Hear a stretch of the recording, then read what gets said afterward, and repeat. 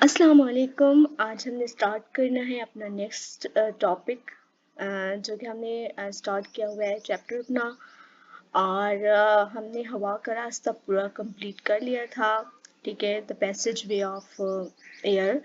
और आज हम स्टार्ट करेंगे नेक्स्ट अपना टॉपिक फेफड़े। ठीक है, तो फेफड़े द लंग्स। ठीक है, उसको हम बी पार्ट को देखते हैं। और सबसे पहले हम इसकी थोड़ी सी डायग्राम को समझ लेते हैं और इसमें हम देख लेते हैं कि हमारे पास कौन कौन सी चीज़ें मौजूद हैं।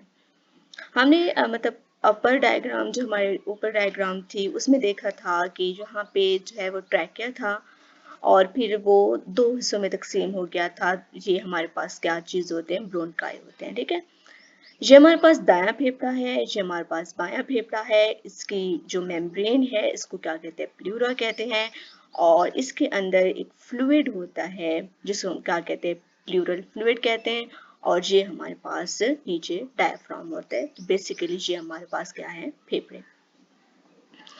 अब हम देखते हैं कि हमारे पास इसकी सबसे पहले तो हमें बताया जाएगा इसके ओवरऑल स्ट्रक्चर के बारे में। तो सीने यानी थोरेक्स के खला में फेफड़ों का एक जोड़ा होता है। ठीक है, सीने के खला में क्या होता है, फेफड़ों का एक जोड़ा होता है।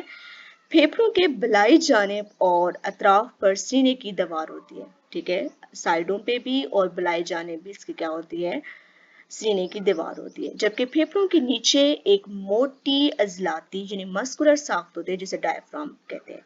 ये जो हमने इसमें डायग्राम में देखा, फेफड़े स्पंज जैसे नरम और लचकदार ऑर्गन्स हैं।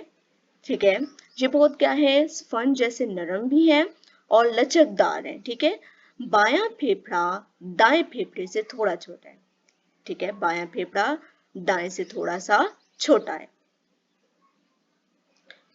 बाएं फेफड़े में दो हिस्से होते हैं, दो लूब्स होती हैं, जबकि दायां फेफड़ा तीन लूब्स पर मुश्तमिल होता है। उन्होंने कहा है कि बायां फेफड़ा थोड़ा छोटा होता है और दायां थोड़ा बड़ा होता है। बाएं की दो लूब्स हैं और दाएं की तीन लूब्स हैं, जबकि दायां फेफड़ा तीन लूब्स पर मुश्तमिल है। फेफड़ों के गिर्द एक दोहरी मेम्ब्रेन होती है। ये जो प्लूरा है ये क्या है, दोहरी मेम्ब्रेन है, डबल मेम्ब्रेन है। और इसके बाद इसके अंदरूनी मेम्ब्रेन फेफड़ों की सतह से जुड़ी होती है, जबकि बैरूनी मेम्ब्रेन सीने की दीवार डायफ्राम की अंदरूनी सतह के साथ लगी होती है। जो अंदरूनी मेम्ब्रेन होगी वो फेफड़े के साथ जुड़ी हुई होगी और जो बैरूनी मेम्ब्रेन होगी वो सीने की दीवार और डायफ्राम की अंदरूनी सतह के साथ लगी होती है। प्लूरा में प्लूरल फ्लूइड होता है जो फेफड़ों और सीने की दीवार के दरमियान रगड़ को कम करता है। तो इस प्लूरल फ्लूइड का काम क्या है, फेफड़ों और सीने की दीवार के दरमियान रगड़ को कम करना।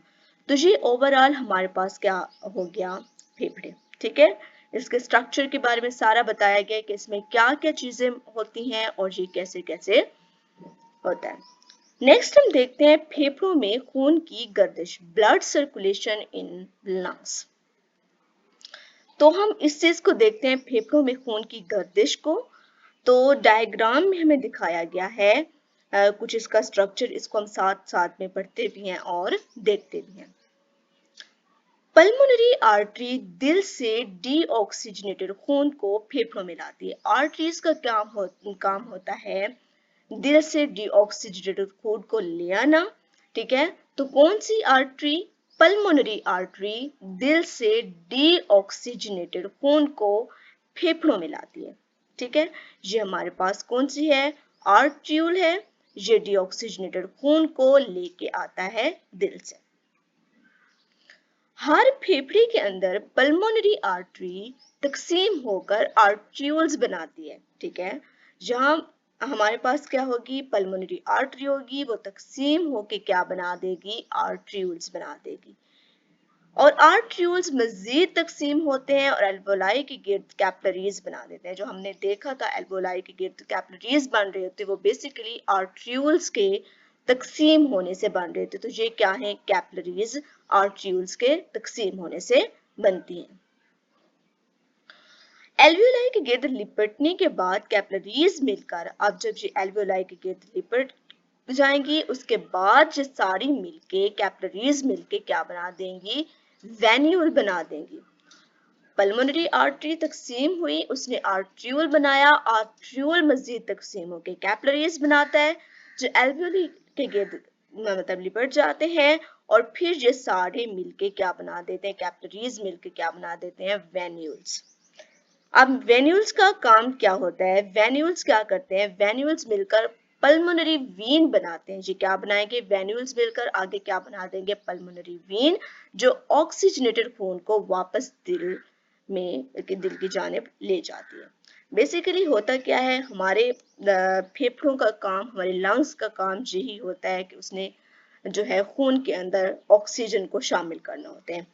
डीऑक्सीजनेटेड ब्लड दिल से आया, ठीक है, उसने वहां पे प्रोसेस हुआ और फिर ऑक्सीजनेटेड ब्लड कहाँ जाएगा, वापस दिल की तरफ। तो ये सारा काम किस में होता है, फेफड़ों में खून की गर्दिश ये होती है, फेफड़ों में जो खून की गर्दिश, ब्लड सर्कुलेशन इन लंग्स। तो ये सारा काम हुआ है इस सर्कुलेशन के अंदर।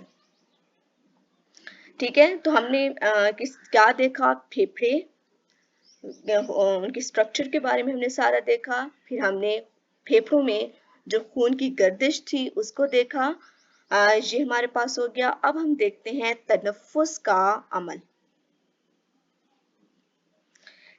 तनफ्फुस का अमल इंशाअल्लाह हम नेक्स्ट वीडियो में देखेंगे। आप इसको अच्छे से याद करें। Okay, thank you, Allah Hafiz.